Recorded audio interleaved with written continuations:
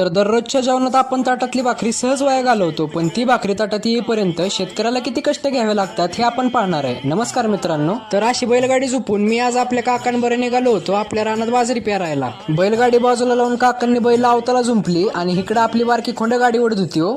तर पहिल्यांदा वापसा आलेल्या रानात अशी फनफाळी घातली जाते आणि मागून चालणाऱ्या या बैलजोडीला जे यंत्र जोडलंय त्यातून बी पेरलं जातं. पण हा खेळ दिसतो तेवढा सोपा नाहीये, कारण जर निसर्गानं साथ दिली नाही तर सगळ्या मेहनतीवर पाणी फिरतं. आता बैलांना थोडा आराम दिला आणि काकांबरोबर मग आपल्या गप्पा रंगल्या. काकांनी हसवून तर आळस पळवला होता, पण भावानी सगळ्यांसाठी चहा आणला. मग तो आम्ही सगळ्यांनी घेतला आणि परत कामाला सुरुवात झाली. आता सगळं रान काकरून आणि पेरून झालं की शेवटी असं सारं तयार केलं जातं. अशा तऱ्हेनं रानात बाजरी पेरून झाली आणि परत बैल झोपून आम्ही घराकडे निघालो.